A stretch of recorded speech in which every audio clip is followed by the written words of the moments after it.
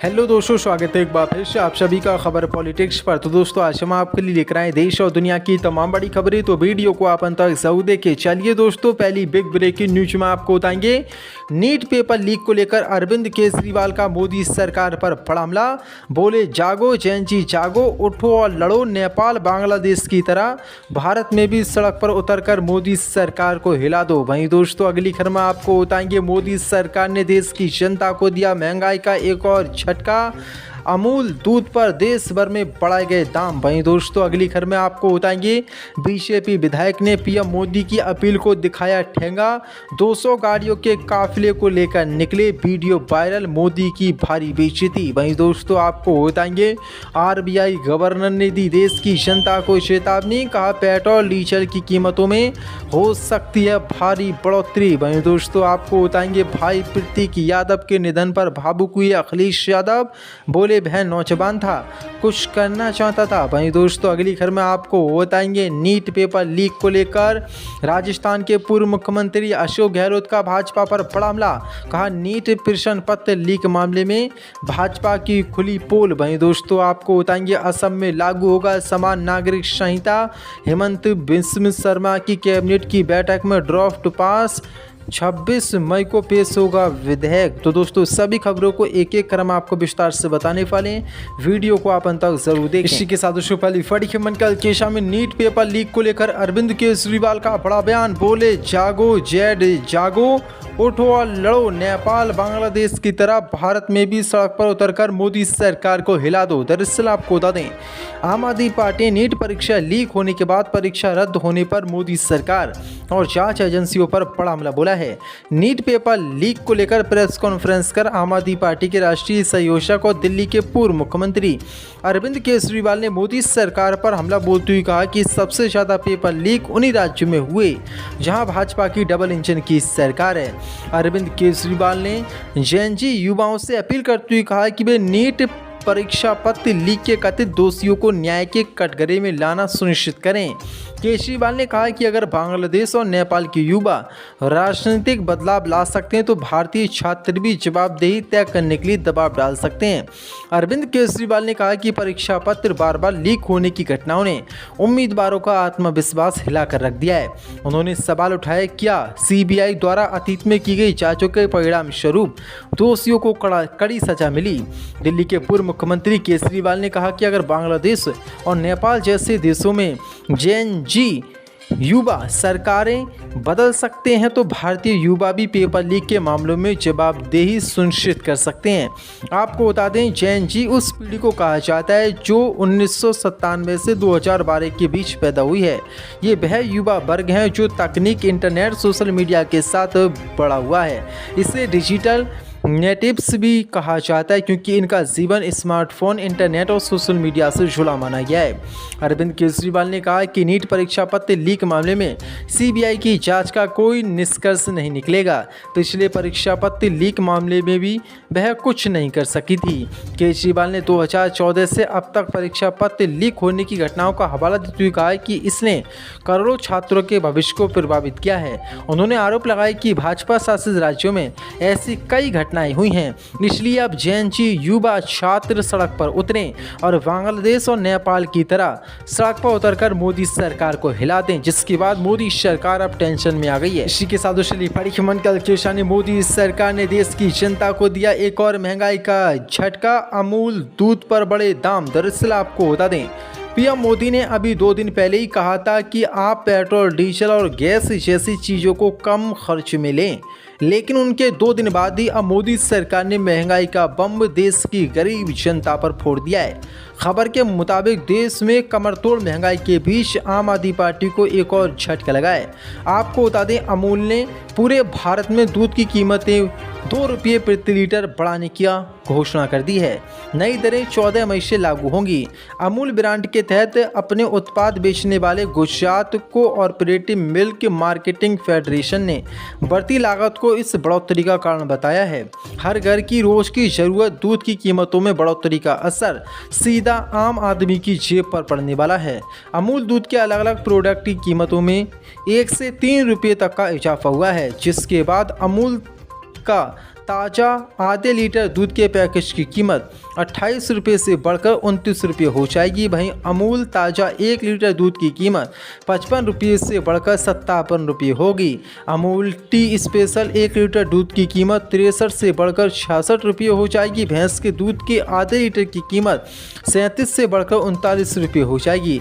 इसी तरह अमूल गोल्ड की कीमत 34 रुपये से बढ़कर 35 रुपये और आधा लीटर अमूल शक्ति दूध की कीमत 34 से 35 रुपये हो जाएगी। यानी कि अब भारत में महंगाई की मार शुरू हो चुकी है। मोदी ने 2 दिन पहले ही संकेत दिए थे कि सभी चीज़ों पर दाम बढ़ाए जा सकते हैं। दूध पर दाम आज बढ़ा दिए गए हैं। अब पेट्रोल, डीजल, गैस समेत तमाम चीज़ों पर मोदी सरकार भारी महंगाई जल्द कर सकती है। इसी के साथ दोस्तों बड़ी खबर कल किसी बीजेपी विधायक ने पीएम मोदी की अपील को दिखाया ठेंगा। 200 गाड़ियों का काफिला लेकर निकले, वीडियो वायरल। मोदी सरकार की भारी किरकिरी। दरअसल आपको बता दें, हाल ही में आईपीएस अधिकारी को धमकाकर विवादों में आने वाले पिछौर से भाजपा विधायक प्रीतम लोधी एक बार फिर से चर्चा में। दरअसल आपको बता दें, प्रधानमंत्री मोदी की पेट्रोल डीजल बचत को लेकर अपीलों को अनदेखा करते हुए उन्होंने 200 गाड़ियों का भयंकर काफिला निकाला। उनके समर्थकों ने खुद ही काफिले का वीडियो सोशल मीडिया पर वायरल किया, जिसके बाद मोदी की थू-थू हो रही है। दरअसल आपको बता दें, पीएम मोदी की अपील को अनदेखा करते हुए प्रीतम लोधी मंगलवार को करीब 100 वाहनों के विशाल काफिले के साथ करेरा स्थित सिद्ध बगीचा सरकार मंदिर पहुंचे। इतने बड़े काफिले को लेकर चलने के पीछे उनका करेरा एसडीओपी डॉक्टर आयुष जाखड़ के साथ विवाद भी बताया जा रहा है। सूत्रों के मुताबिक एसडीओपी को सत्ता की हनक दिखाने के लिए भाजपा विधायक प्रीतम लोधी सिंह ने 200 गाड़ियों के साथ काफिला निकालकर अपना शक्ति प्रदर्शन किया। विधायक इस काफिले के साथ बगीचा मंदिर पहुंचे। यहां उन्होंने बगीचा हनुमान मंदिर के महंत को समर्थन देते हुए संतों के सम्मान में आने की बात कही।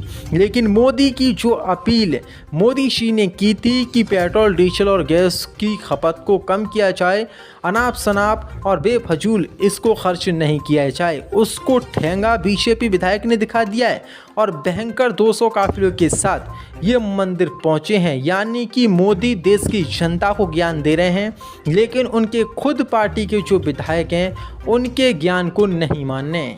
इसी के साथ किसी पेट्रोल डीजल की कीमतों में होगी बड़ी बढ़ोतरी, आरबीआई गवर्नर ने दी चेतावनी। दरअसल आपको बता दें, पश्चिम एशिया में जारी तनाव का असर पूरी दुनिया में देखा जा सकता है। भारत की अर्थव्यवस्था पर भी इसका असर पड़ने लगा है। आपको बता दें, आरबीआई के गवर्नर संजय मल्होत्रा ने चेतावनी दी है कि यदि ये संघर्ष ऐसे ही लंबे समय तक चलता रहा तो इसका असर और अधिक पड़ेगा, जिसके कारण देश में पेट्रोल डीजल की कीमतें बढ़ सकती हैं।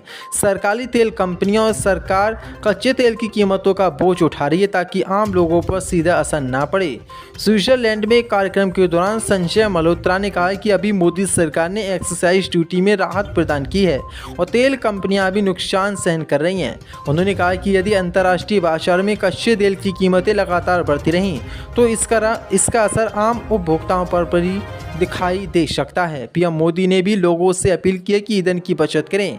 उन्होंने कहा कि पेट्रोल डीजल का सावधानी पूर्वक प्रयोग करें। इसके साथ साथ सरकार ने सोने पर आयात शुल्क भी बढ़ा दिया। आने वाले समय में सरकार आयात कम करने के लिए और कदम उठा सकती है। लेकिन देश में महंगाई दर में भी वृद्धि हुई है। मार्च में खुदरा महंगाई 3.40% थी, जो अप्रैल में बढ़कर 3.48% हो गई है।